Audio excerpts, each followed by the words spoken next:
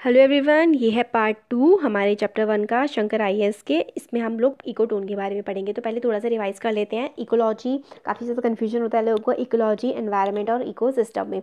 तो इकोलॉजी जो है, लॉजी का मतलब होता है साइंस, इको का मतलब होता है जो हमारा सराउंडिंग एरिया है ना। तो इकोलॉजी एक साइंटिफिक स्टडी है रिलेशनशिप की हमारे लिविंग ऑर्गेनिजम्स के बीच में और हमारे सराउंडिंग एनवायरनमेंट है उसके बीच में। अब एनवायरनमेंट क्या है? जो भी हमारे आसपास चीज़ें हैं, ठीक है, कुछ भी है वो, सॉइल है, वाटर है, प्लांट्स है, एनिमल्स है, ये सब कुछ हमारा एनवायरनमेंट है। और इकोसिस्टम क्या है? इकोसिस्टम हमारा लिविंग ऑर्गेनिजम्स का हमारे एनवायरनमेंट से रिलेशनशिप को बताता है। जो भी कंडीशंस हैं हमारे आसपास, हमारी जो सर्कमस्टांसेस हैं, उस रिलेशनशिप को बताता है हमारा इकोसिस्टम। और जो इकोलॉजी है वो इकोसिस्टम से काफ़ी ज़्यादा सिमिलर है। वो भी रिलेशनशिप को बताती है लिविंग ऑर्गेनिजम्स के बीच में और जो हमारी सराउंडिंग एनवायरनमेंट है उसके बीच में। मगर इकोलॉजी एक साइंटिफिक स्टडी है, वो एक साइंस है। लॉजी का मतलब साइंस होता है, वो एक साइंटिफिक स्टडी है इसलिए।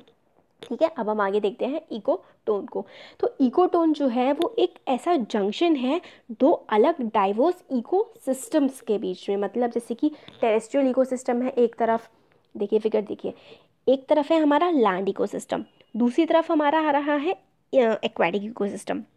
तो इनका एक ट्रांजिशन जोन होगा, मतलब लैंड से एक्वाटिक की तरफ जाते हैं या फिर एक्वाटिक से लैंड की तरफ जाते हुए जो बीच वाला एरिया है वो एक मार्शलैंड होता है, दलदली एरिया होता है, वो हमारा ट्रांजिशनल इकोसिस्टम होता है। उस ट्रांजिशनल इकोसिस्टम को हम लोग बोलते हैं इकोटोन। आप इसको कैसे लर्न कर सकते हैं? देखिए इसमें इको आ रहा है, इको तो ऑलमोस्ट इसमें हर चीज़ में इकोलॉजी ही है इस चैप्टर का नाम।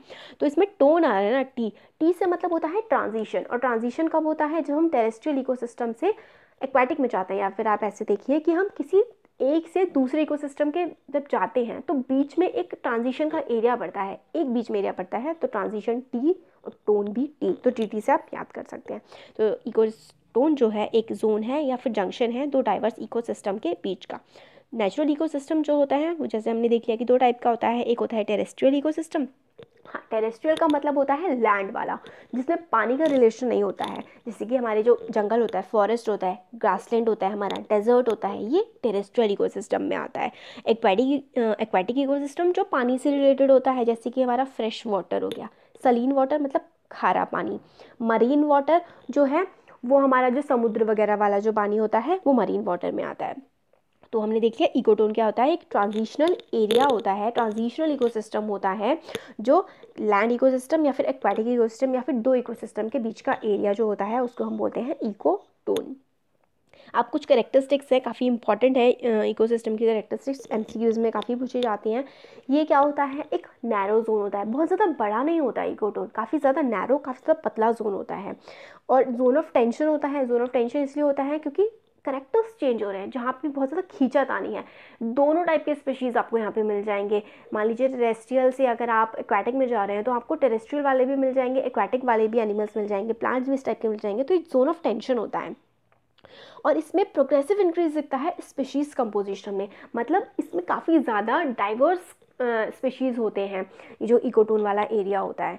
एक एज इफेक्ट होता है। एज इफेक्ट का मतलब जैसे कि ये जो देखिए ये एज पे है ना, एक दोनों सिस्टम्स के एज पे है, एक के लास्ट में है और एक के स्टार्टिंग में है। तो एज क्या होता है? यहाँ पे नंबर ऑफ स्पीशीज़, जो स्पीशीज़ का नंबर होता है और पॉपुलेशन होती है, पॉपुलेशन डेंसिटी जो होती है वो काफ़ी ज़्यादा होती है, मतलब इस एज वाले एरिया में। तो इसको हम बोलते हैं एज इफेक्ट। मतलब जिस एरिया में नंबर ऑफ स्पीशीज़ और उनकी जो पॉपुलेशन है वो काफ़ी ज़्यादा डेंस हो, मतलब घनत्व बहुत ज़्यादा हो स्पीशीज़ का, जहाँ पे वो जो एरिया होता है वो होता है हमारा, उस इफेक्ट को बोलते हैं हम लोग, सॉरी, एज इफेक्ट बोलते हैं, जहाँ पे कंपोजिशन स्पीशीज़ की काफ़ी ज़्यादा होती है। निश्चय क्या होता है? ये होता है यूनिक फंक्शनल रोल होता है किसी भी स्पीशी का इकोसिस्टम में। मतलब कोई, हर स्पीशी जो होता है ना किसी भी इकोसिस्टम में, उसका एक अपना अलग काम होता है, कोई दूसरा स्पीशी वो काम नहीं कर सकता है। तो एक जो उसकी बायोलॉजिकल, फिजिकल, केमिकल, हर चीज़ के जो फैक्टर्स होते हैं जिस पे वो डिपेंड करता है या जिस पे उसकी लाइफ डिपेंड करती है, या जो उसको डिफाइन करने के लिए हम लोग यूज़ कर सकते हैं कि ऐसा दिखता है, इसकी केमिकल कंपोजिशन ऐसी है, बायोलॉजी ऐसी है, और पूरा का पूरा जो फैक्टर होता है ना उसको निशे बोलते हैं। और हर स्पीशी का निशे बिल्कुल अलग होता है, किन्हीं भी दो स्पीशीज़ का निशे जो होता है वो एक जैसा नहीं हो सकता है। तो टाइप्स कैसे होते हैं? हैबिटेट के बेसिस पे। मतलब देखिए, अगर जैसे डियर है ना, अगर आप डियर को मान के, जो कंडीशंस डियर को रहने के लिए ज़रूरी होंगी, वो बिल्कुल एग्जैक्टली सेम कंडीशन, कोई दूसरा ऐसा ऑर्गेनिज्म नहीं होगा जिसको एग्जैक्टली सेम कंडीशन चाहिए हो ज़िंदा रहने के लिए। खाना, हम कैसा खाना खा रहे हैं, डियर क्या खा रहा है, लायन क्या खा रहा है, वो भी उसका एक निशे है, वो उसका फूड। तो हैबिटाट, फूड, रिप्रोडक्टिव, फिजिकल और केमिकल करेक्टरिस्टिक्स जो होती हैं वो एक निशे को डिफाइन करती हैं। रिप्रोड्यूस किस तरीके से होना है, कुछ एनिमल्स होते हैं गर्मियों के मौसम में रिप्रोड्यूस करते हैं, कुछ लोग सर्दियों में करते हैं, कुछ विंटर्स में, समर्स में, बरसात के मौसम में, रेनी सीजन में, अलग अलग टाइम होता है रिप्रोडक्शन का। उनके फिजिकल कैसे दिख रहे हैं, उनकी केमिकल कंपोजिशन कैसी है, डीएनए वगैरह कैसा है, वो सब कुछ सबका वेरी करता है और उसको हम लोग बोलते हैं निशे। अब हमारे डिफरेंट बायोम्स होते हैं। बायोम्स क्या होते हैं तो बिल्कुल डिटेल में हम लोगों को आगे के चैप्टर्स में पढ़ेंगे, जो मैं आगे वीडियोस बनाऊंगी उसमें मैं बिल्कुल डिटेलिंग में एक एक पर्टिकुलर की हमारा डेजर्टिक बायोम कैसा होता है और पूरे सारे के सारे बायोम्स वो अलग से लिए जाएंगे। शंकर आइस बुक में भी आगे के चैप्टर्स में दिया हुआ है, तो हम पहले शॉर्ट में देख लेते हैं।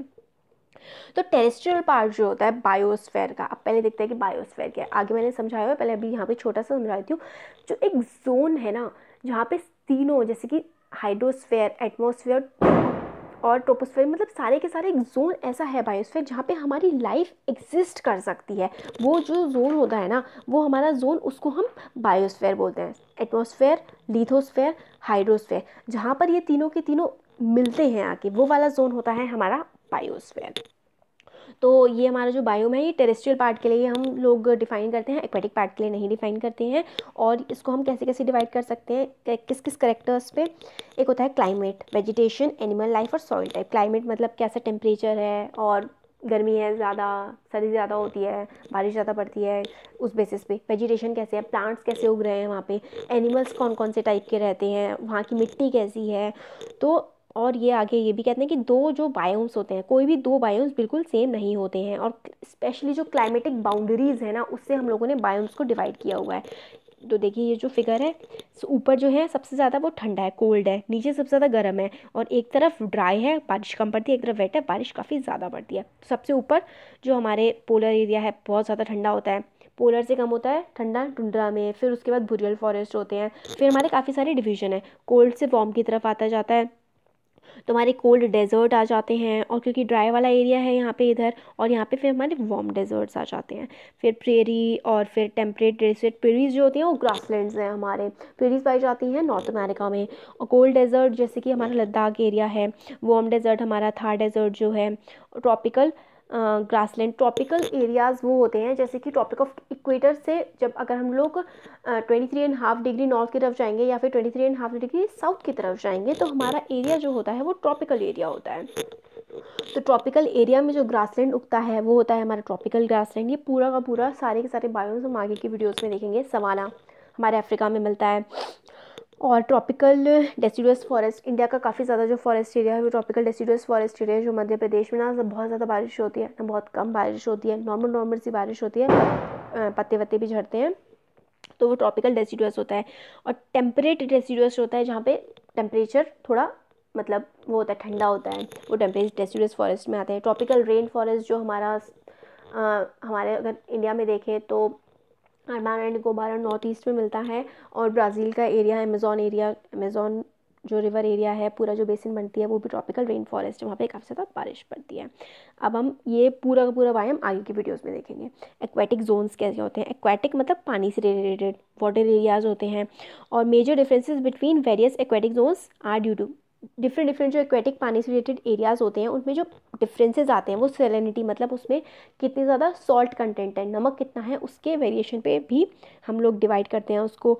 उसमें न्यूट्रिएंट्स कैसे हैं उसके बेसिस पे, न्यूट्रिएंट्स मतलब जैसे कि जो नाइट्रोजन की अवेलेबिलिटी है, और बाकी सारे जो सॉल्ट्स हैं या जो चीज़ें प्लांट को ग्रो करने के लिए चाहिए होती है वो कितनी अवेलेबिलिटी है उसकी। वाटर का टेम्परेचर कैसा है, ठंडा है, गर्म है, नॉर्मल है। सनलाइट पेनिट्रेशन मतलब सनलाइट जो है, सूरज की रोशनी, वो कितनी अंदर तक उस वाटर एरिया में जा पा रही है, उसके बेसिस पे भी एक्वेटिक जोन को हम डिवाइड करते हैं। तो एक तो फ्रेश वाटर का इकोसिस्टम होता है जिसमें हम लोग लोटेक और लैंटिक होता है। तो लोटिक होता है मूविंग वाटर, मतलब बहता हुआ पानी। अगर आप देखिए लोटा होता है, अगर आप लोटे को टेढ़ा कर देंगे तो वो इधर उधर घूमने लगता है ना, मूव करता है, एक जगह टिकता नहीं है। तो आप लोटिक को लोटे से याद कर सकते हैं। तो लोटिक मतलब मूविंग वाटर, बहता हुआ पानी। लेंटिक का मतलब होता है स्टिल वाटर। आप कोई भी एक लर्न कर लीजिए कि फ्रेश वाटर इकोसिस्टम के 2 टाइप कौन से होते हैं, वरना दोनों में कंफ्यूज होते रहते हैं। तो आप लोटे की याद कर लो, लोटे की तरह इधर उधर घूमने वाला मतलब मूविंग वाटर। लेंटिक मतलब स्टिल, एक जगह रुका हुआ पानी। अब जो लोटिक होता है वो फ्रेश वाटर स्ट्रीम्स होती हैं, जैसे कि हमारी रिवर्स होती हैं, जो हमारी नदियाँ होती हैं वो पानी बहती रहती है ना। स्प्रिंग्स मतलब हमारे जो झरने होते हैं, क्रीक्स होती हैं, ब्रूक्स होते हैं, ये सारे के सारे जो एग्जांपल्स हैं ये हमारा बहते हुए पानी के हैं। तो लोटिक जो हमारा वाटर इकोसिस्टम है। अब लेंटिक जो पानी रुका हुआ रहता है, जैसे कि हमारे जो वाटर पूल्स होते हैं, एक जगह पानी भरा हुआ होता है, लेक्स में भी एक जगह पानी भरा हुआ होता है, बॉक्स भी होते हैं, और पॉन्ड्स, ये सारे के सारे जो एग्जांपल्स हैं वो आप तालाब से ही रिलेट करके देख लीजिए। तालाब में पानी हमेशा भरा रहता है तो वो एक लेंटिक इकोसिस्टम है। अब मरीन एरिया के बारे में बताते हैं कि जो 3/4 है वो अर्थ का एरिया, ओशंस ही कवर करते हैं, पूरा का पूरा मरीन एरिया ही है। उसकी जो सैलिनिटी होती है, मतलब जो सॉल्ट कंटेंट होता है, नमक का कंटेंट होता है, वो होता है 35 पार्ट्स पर 1000 से ज़्यादा जो होता है अगर, तो वो हमारा मरीन इकोसिस्टम में आता है। और उसमें 35 पीपीटी में 90% तो सोडियम क्लोराइड ही होता है। थर्ड टाइप जो है हमारा इसका फ्रेश इकोसिस्टम का, जो वाटर वाला इकोसिस्टम है, वो होते हैं हमारे एस्चुरीज़। अब एस्चुरीज़ में क्या आते हैं, कोस्टल बेस आते हैं, रिवर्स के माउथ्स आते हैं। कोस्टल बेस जैसे कि जो हमारा कोस्ट वाला एरिया होता है, कोस्ट वाले एरिया के जो जस्ट पास वाला जो पानी होता है ना, जहाँ पे कोई एक रिवर और कोई फ्रेश वाटर बॉडी ओशन से जहाँ पर मीट कर रही होती है, वो हमारा जो होती है ना, वहाँ पे एस्चुरीज़ होती है। कोई भी किनारा, रिवर के जो माउथ होते हैं वहाँ पे भी जो रिवर होती है वो ओशन से मीट कर रही होती है। तो ये वाला जो एरिया होता है ना, ये काफ़ी ज़्यादा प्रोडक्टिव होता है, यहाँ पे काफ़ी ज़्यादा फिशरीज़ मिलती है, और फिशरीज़ मिलती है तो काफ़ी ज़्यादा प्रोडक्टिव होता है। यहाँ पे फाइटोप्लैंक्टन्स और जो प्लांट्स वगैरह वो भी काफ़ी ज़्यादा मिलते हैं। तो हमें बायोस्फीयर के बारे में बताया गया है कि बायोस्फीयर में एक नैरो जोन है जहाँ पर एटमॉस्फेयर, लिथोस्फेयर और हाइड्रोस्फेयर आके मिलते हैं, और यहाँ पे लाइफ एग्जिस्ट कर सकती है। यही पार्ट है जहाँ पे लाइफ इजीली एग्जिस्ट करती है। जो बायोस्फीयर होता है वो एक्सट्रीम्स में एब्सेंट होता है, जैसे कि नॉर्थ पोल और साउथ पोल में जो हमारा बायोस्फीयर है वो प्रेजेंट नहीं है, और हाईएस्ट माउंटेन्स में और डीपेस्ट ओशन में। तो कहाँ कहाँ हमारा बायोस्फीयर बहुत इंपॉर्टेंट है, बहुत बार एग्जाम्स में पूछा गया है, यूपीएससी में भी पूछा गया है, स्टेट पीएससी में भी पूछा गया है, काफ़ी ज़्यादा इंपॉर्टेंट है कि बायोस्फीयर कहाँ का एग्जिस्ट नहीं करता है। जो एक्सट्रीम्स है, नॉर्थ पोल और साउथ पोल में एग्जिस्ट नहीं करता है, हाईएस्ट माउंटेन्स में और डीपेस्ट ओशन में जो है हमारा बायोस्फीयर एग्जिस्ट नहीं करता है। तो थैंक यू सो मच। यहाँ पे हमारा जो शंकर IAS का है चैप्टर 1 पूरी तरीके से एक एक चीज़ इसमें कंप्लीट हो गई है। और आपको कोई डाउट्स हो प्लीज़ कमेंट सेक्शन में कमेंट करके पूछ लीजिएगा। मैं बहुत ज़्यादा खुशी होगी मुझे, मैं आंसर करने की पूरी कोशिश करूँगी। Thank you so much.